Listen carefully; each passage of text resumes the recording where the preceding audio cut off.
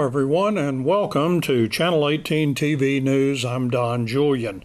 In the news, Conley Street construction in Sulphur Springs continues with drainage improvements, excavation, stabilization, and concrete paving still to go. Work to rebuild Conley Street progresses with a contractor hired to excavate, stabilize, and pave the street following the next phase of construction. With water main installation complete, city crews in the last week began connecting residences to the new water main. Sulphur Springs Construction Division is scheduled to construct the drainage improvements, and a contractor has been selected to perform excavation, stabilization, and concrete pavement work on Conley Street. Cross-town trails sidewalks on Conley Street will be done later.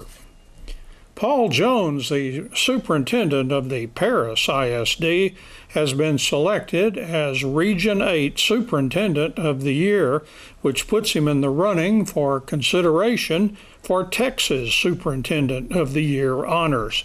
Jones has worked in Paris for 6 years, and prior to that was the superintendent at Saltillo ISD. The annual award is sponsored by the Texas Association of School Boards. In sports, Dave Campbell's football magazine is out, and they've picked the Wildcats to finish 6th in their 9-team District 8 5A in Division 2. Some also picked the Wildcats 6th in preseason last year, but the Wildcats fooled them, finishing 3rd, and they made the playoffs. The Wildcats finished last season at 6-4, including a by-district loss to Frisco, and they were 5-3 in district play.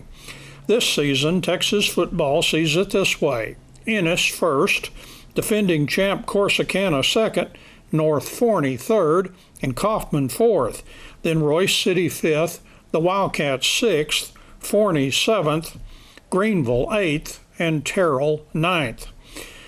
The Texas football likes Ennis athlete Dylan Santos as the district offensive MVP, and Corsicana linebacker Tyler Farmer as defensive MVP.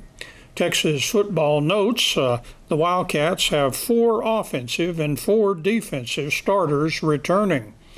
They list the following Wildcats as players to watch: running back Caden Davis, running back DeCorian Chalk Sims, linebacker Kylan Wade, defensive lineman, Cameron Coffert, quarterback Caden Wallace, and defensive back Chase Haney. Texas football lists other Wildcats prospects: linebacker George Greenway, defensive back Dietrich Clayton, defensive lineman DeAndre Peoples, and kicker Brandon Zavala. They say a large senior class has moved on, so the Wildcats will need youth to be served if a playoff return is in order. And I'll be sharing some more of Texas football picks all this week. An unusual Week 5 of the Edge conditioning program got off to a good start Monday, according to Wildcats offensive coordinator Matt Young. After a 4th of July week, Monday's attendance at the Edge continued about right where it has been, with 60 showing up. Coach Young said only 2 or 3 players did not show up out of the top 25 varsity football players. He said that was one of their best attendance days since the first week in June. And the Edge will now have a 2-day hiatus, Tuesday and Wednesday.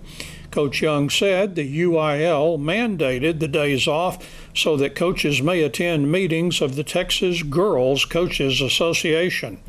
On those dead days, athletic facilities will be closed. The Edge will resume Thursday with the second and last day this week. The Edge will conclude with a full 4-day week next week, Monday through Thursday. Coach Young says he wasn't concerned with Edge athletes missing a couple of days. and he adds he hopes they have fun. He said he is more concerned with a 3-week layoff for varsity and JV football players between the end of the Edge and the start of football practice. Coach Young is encouraging players to plan to lift weights together and go running during that break. He said he can see the progress that athletes are having that are attending the Edge. He said that the group really handled the gasser drills on Monday. And he said the athletes are looking good and feeling good. And he says he knows that because the guys are going around now with a lot more shirts off and wearing sleeveless shirts. Coach Young said the Wildcats will have a lot of juniors on the roster this season.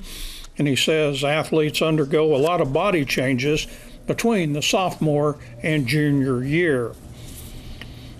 He said those attending the Edge are building confidence and self-esteem as well as their physical ability. And that's Channel 18 TV News. I'm Don Julian. Thank you for joining me, and so long, everybody.